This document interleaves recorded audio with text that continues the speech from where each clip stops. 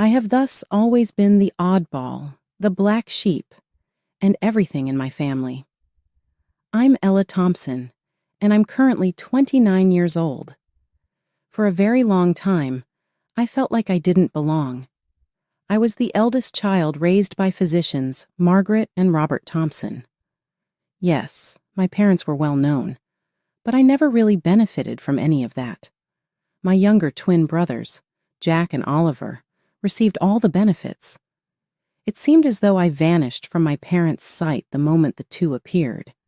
It began modestly, you know. They might receive a new toy or a larger piece of cake. But as we grew older, it became more pronounced and severe. When I was 10 years old, I recall making long-winded suggestions about an art set I had seen in a store display. It was a simple kit with some good paints and brushes. I couldn't have been happier to open my one present when my birthday finally arrived. A workbook for math, dude. The favoritism became much more overt when I reached my teenage years. During family vacations, the boys' desires took center stage. We'd be heading to the slopes if Jack felt like hitting the slopes. Hello beach trip if Oliver was into surfing that year. My suggestions were always rejected or ignored. Man, college applications are such a sensitive topic. I developed a deep affinity for art restoration at the age of 17. I used to spend hours at the local museum, asking the staff countless questions about the restoration of antique artwork. You would have thought I wanted to go on a circus tour or something when I mentioned that I was studying art restoration in college. Art restoration? Mom chuckled. Ella, get real, that's not a proper job. Yeah, Ella, Jack said with a smug expression. Why don't you do something useful like become a doctor? My parents looked so proud when Jack said it, and I will never forget it. I had never seen them gaze at me like that before. They may not have had my back, but I was determined to make it work. When the letters of acceptance to colleges began to arrive, I was ecstatic to learn that I had been awarded a scholarship to study art restoration. I recall scurrying into the kitchen and wildly waving the letter around. Mom! Dad! I got a scholarship! Mom was scarcely taking her eyes off her medical journal. It's pleasant, my love. Have you heard that the boys received flawless scores on their SATs? The twins' departure 2 years later was very different from the day I left for college. I prepared to ride the bus to my humble public school by packing my used laptop and clothes from a thrift store. My parents didn't even offer to drive me to the bus stop because they were so preoccupied with their work. However, my grandmother Elizabeth was the one person who truly accepted me for who I was. That day she appeared, and she took me aside just as I was ready to go. She murmured, Ella, sweetie, and thrust a tiny envelope into my palm. I'm so happy for you. Never lose sight of that. There was a check inside the package, not enough to completely change my life, but enough to ease my situation. It meant everything that she had noticed me, though, even more than the money. For me, college was a bit of a mixed bag. I was, on the one hand, relieved of the constant comparison to Jack and Oliver. Without feeling like I was in some strange race for attention, I was able to actually focus on my schoolwork. On the other hand, finances were really tight. I was working 2 part-time jobs and barely making ends meet. Family calls and social media would tell me about all the luxury things my brothers were getting into, like expensive frat parties, crazy spring break excursions, and internships at prestigious hospitals, all of which were funded by our parents. As time passed, I immersed myself wholeheartedly into my studies. Art restoration evolved from being only a career goal to becoming a haven and a joyful place for me. Restoring old, neglected pieces to their former glory and revealing their hidden potential beneath years of harm and neglect felt incredibly fulfilling. I was able to secure an internship at this modest but reputable museum during my last year. It was simple labor, largely cleaning and arranging, but it was a victory nonetheless. When I called home to break the news, I was ecstatic. My mother's response was, to put it mildly, exactly what I expected. "Oh, that's nice, dear," she murmured, her voice trailing off. "Have you heard about Jack's study project? It will appear in a prestigious medical journal." I suppressed a sigh. "That's fantastic, Mother. Hey, I was considering spending a weekend at home shortly. Perhaps we could—" "Oh, I'm not sure that's a good idea," she interrupted me abruptly. "Your father and I have a lot of work ahead of us.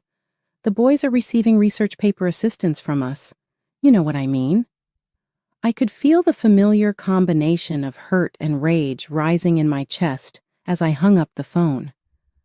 However, there was an additional element this time around, a tiny flicker of defiance and resolve.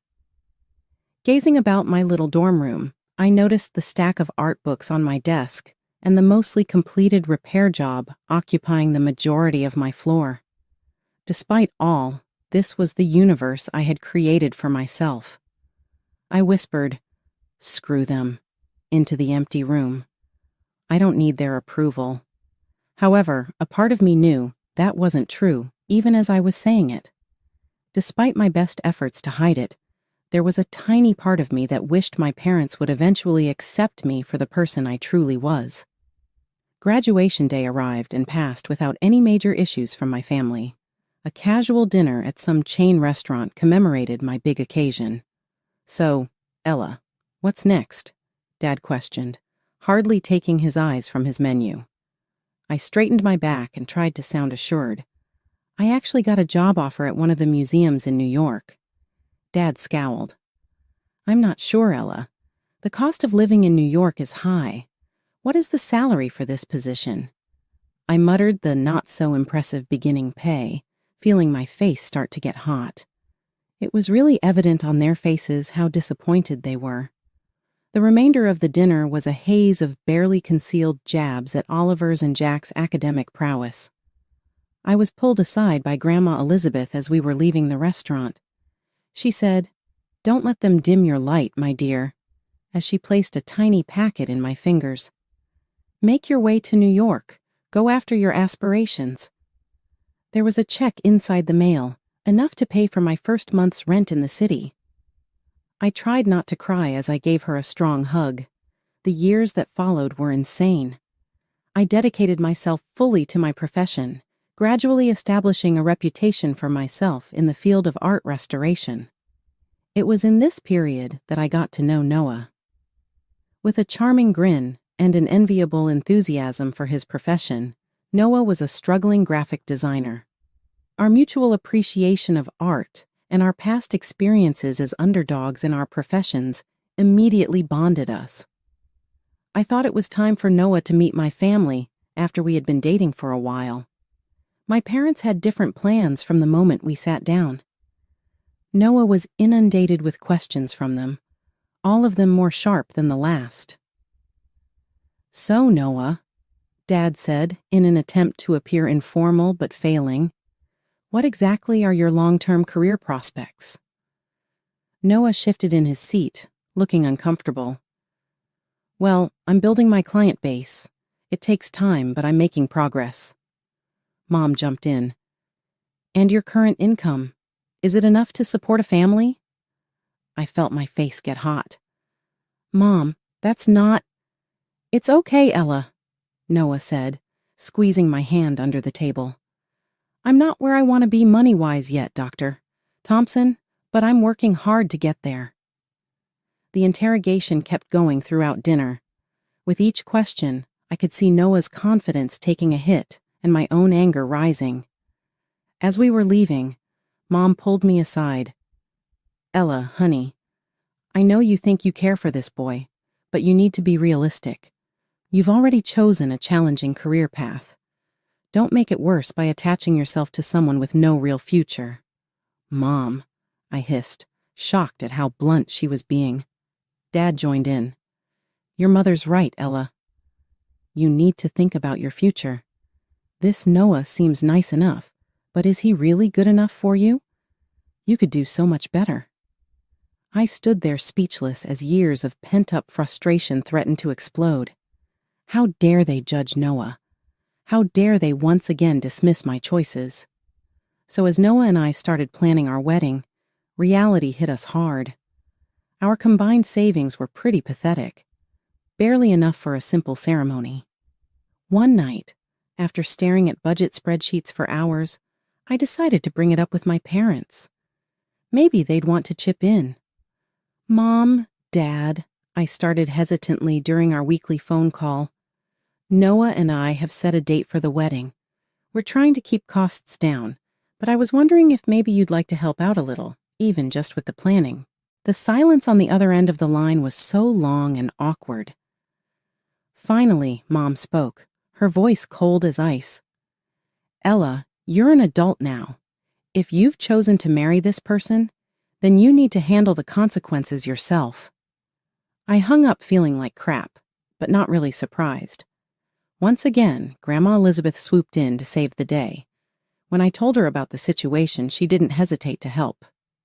"My dear," she said, her voice warm over the phone, "I may not be able to give you the wedding of your dreams, but I want to help make your day special." She sent over some money that, while not a ton, made a huge difference to our plans. The wedding day arrived, and I had this mix of excitement and nerves churning in my stomach. The community center we'd rented was simple but looked nice, decorated with wildflowers and twinkly lights. Our small group of friends had pitched in, helping with everything from the decorations to the homemade cake. As I walked down the makeshift aisle, Noah's face lit up with a smile that made all the struggle worth it. For a moment, I forgot about everything else: the money, stress, my family being jerks, and just soaked in the love radiating from his eyes. The bubble burst as soon as I caught sight of my family. Mom and Dad sat stiffly in the front row, looking bored and disgusted. I overheard Mom muttering to Dad about the tacky decorations and cheap food.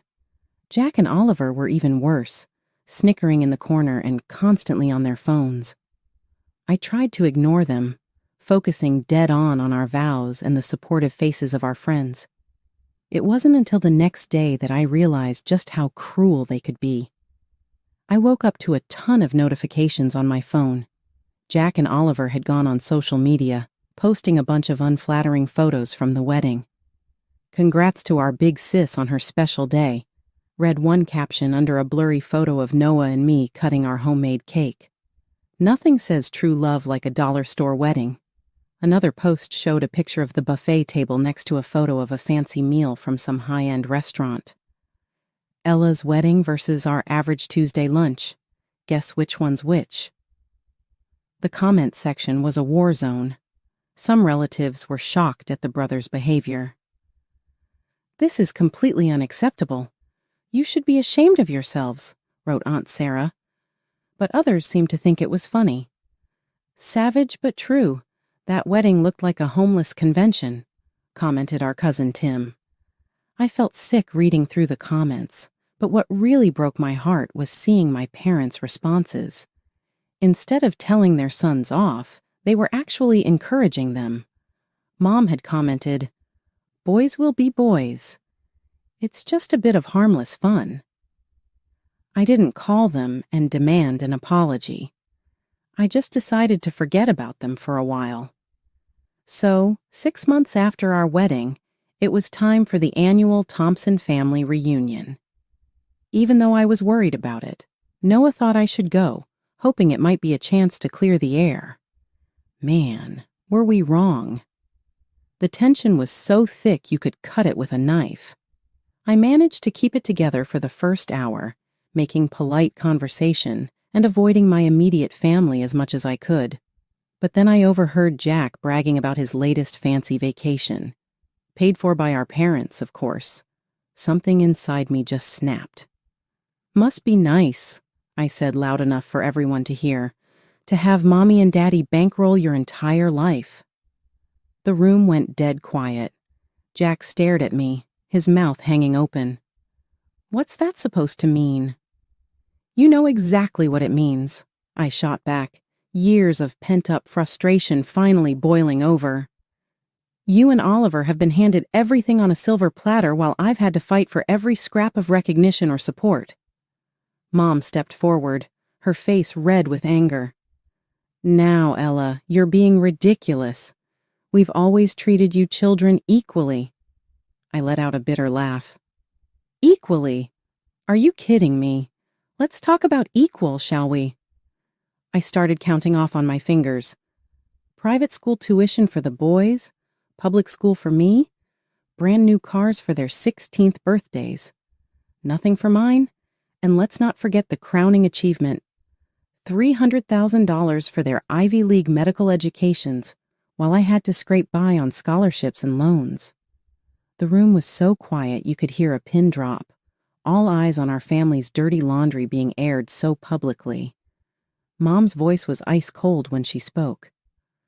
If you're so obsessed with money, Ella, perhaps you should have married someone rich instead of your poor husband. Her words hit me like a punch to the gut.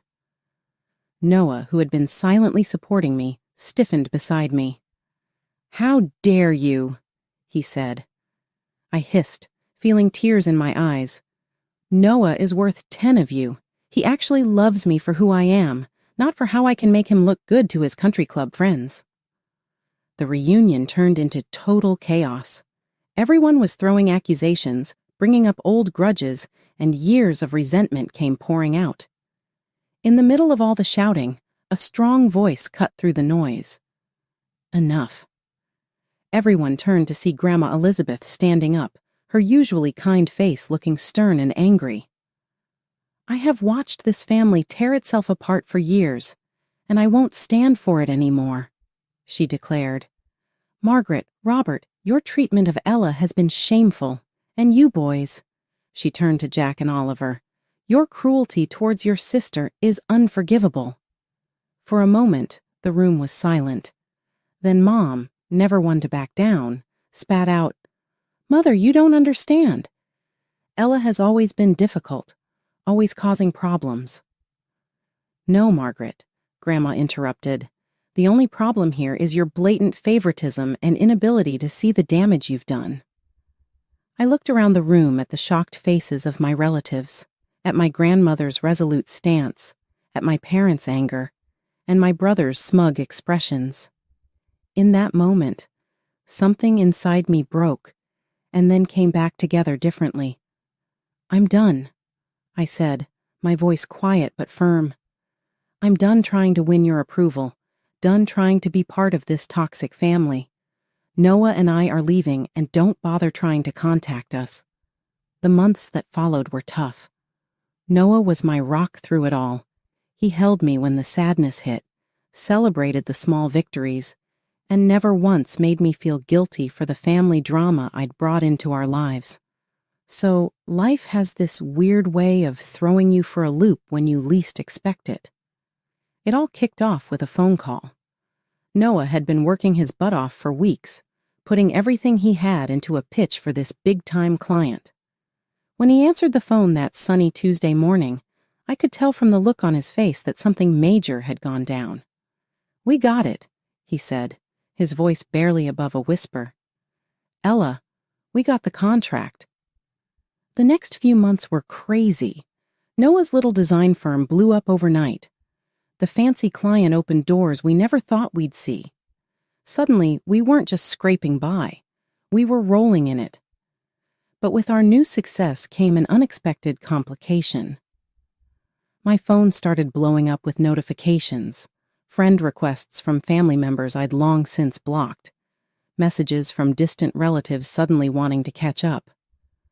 The call I had been dreading then arrived. My mother's sickly sweet voice said, "Ella, sweetheart," over the phone. "We've heard the fantastic news regarding Noah's company. We always had faith in you two to succeed." The calls did not stop. My father spoke over the phone, expressing their pride and their unwavering belief in us. In stunned silence, I listened, growing more enraged with each falsehood. Mom said, "We'd love to see you. Maybe we could all have dinner, celebrate your success as a family." That helped me to wake up. As a family? I said it again. My God, we haven't been a family for a long time, and that's not going to change just because our bank account has. I remained steadfast. My parents unexpectedly arrived up at our house, and I refused to let them in. I returned their elegant presents unopened when they were sent. Rather, Noah and I concentrated on creating the life we had always desired. After diligent labor and wise financial decisions, we were able to sign the papers for a stunning apartment in the heart of the city. I shared a picture of us on social media, excited to share our pleasure.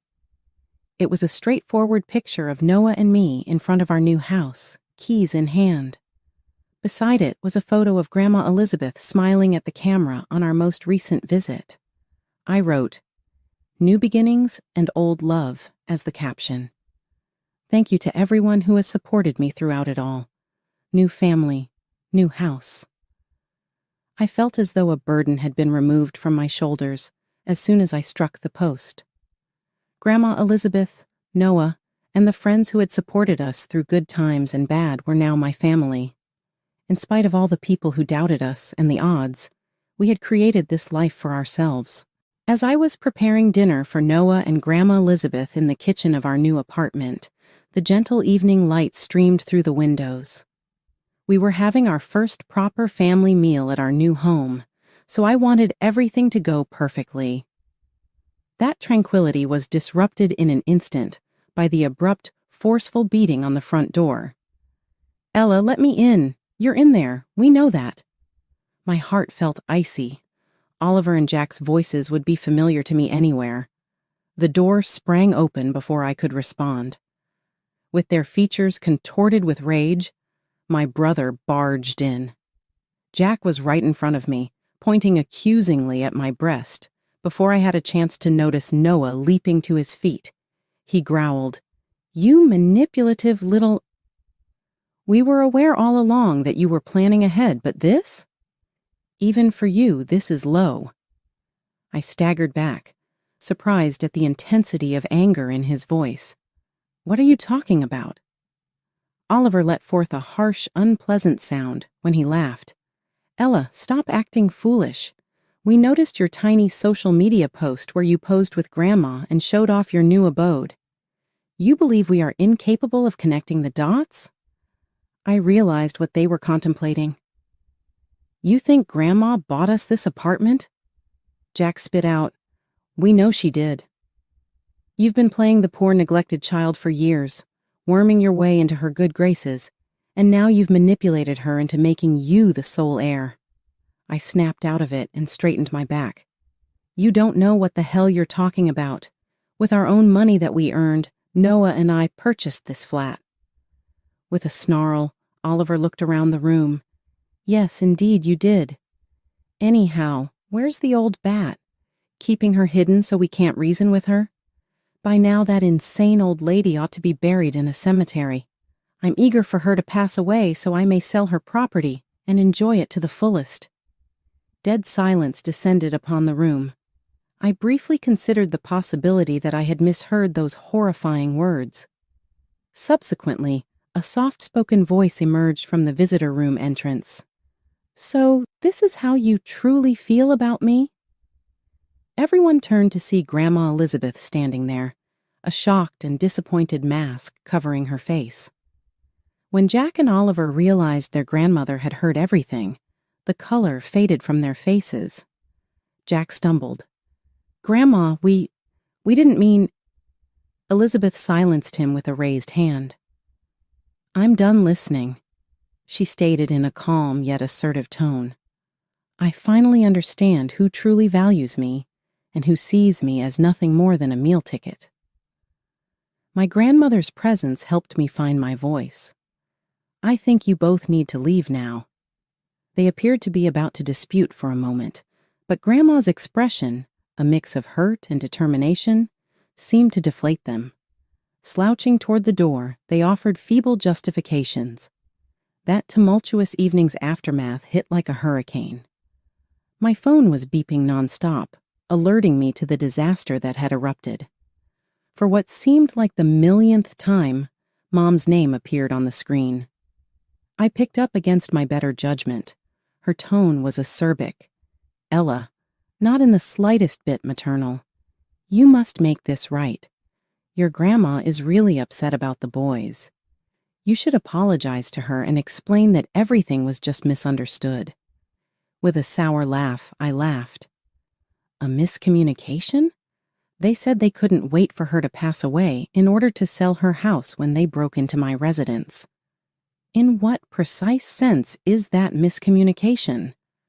Dad said, "They didn't mean it," as if he was speaking on the phone. The boys, you know how they can be. They were merely displeased. Upset about what? I made a challenge. Noah and I used our own funds to purchase an apartment. I am loved by my grandmother. Mom's voice became incredibly pleasant. "We understand that you've always felt excluded, sweetie, but you really need to consider what's best for the family. That inheritance is rightfully your brother's. Avoid becoming self-centered." A part of me broke. Years of repressed hurt and frustration finally broke free. Egocentric? After years of favoritism, discrediting my accomplishments, and treating Noah and me like second-class citizens, you're calling me selfish? And now you're going to expect me to give up an inheritance that I never even requested? Dad began. "Now, Ella." But I interrupted him. "No, I'm through. I'm over the manipulation, the guilt trips, and everything else. Please don't call me back. Avoid texting. Please don't knock on my door. We're done here." I blocked their phones, Jack's and Oliver's, throughout the course of the following several days. It hurt like chopping off a sick limb, but it had to happen in order for healing to start.